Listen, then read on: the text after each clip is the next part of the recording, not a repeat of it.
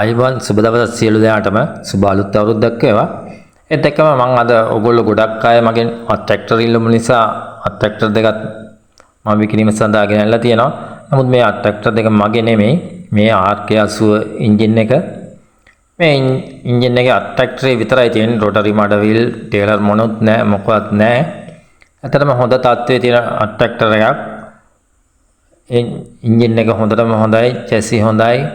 ඒත් එක්කම හැන්ඩල් හොඳයි. ඉතින් මේ ට්‍රැක්ටරේ ඇක්සල් ඔයිල් සීල් ගිහිල්ලා තියෙනවා. ඇත්තටම ගියර් බොක්ස් එකේ ඔයිල් ගිහිල්ලා තියෙන්නේ. කාලයක් එක තැන තිබුණ නිසා. නමුත් එකවරම ස්ටාර්ට් වෙනවා. එන්ජින් එක හොඳයි.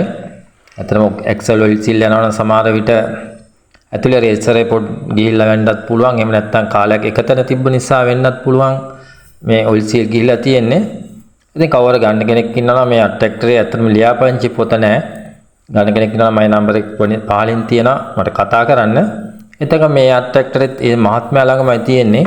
මේක 71 කාණ්ඩය K75 මොඩල් එක බ්‍රෑන්ඩ් නිව් ආපු ට්‍රැක්ටර් එකක්. මේ ට්‍රැක්ටරෙත් හොඳම තත්ත්වයේ තියෙනවා. මේ ට්‍රැක්ටරේ රොටරිය විතරයි තියෙන්නේ. ටේලර් මඩවිල් මොනවත් නැහැ. එන්ජින් හොඳයි, චැසි හොඳයි, ඒත් එක්කම හැන්ඩල් හොඳයි, ඇක්සල් හොඳයි. මේ ට්‍රැක්ටරේ මහත්මයා කියන 3,25,000ක්. ට්‍රැක්ටර් එකේ ලයිසන්ස් ඉන්ෂුරන්ස් තියෙනවා, පොත් තියෙනවා.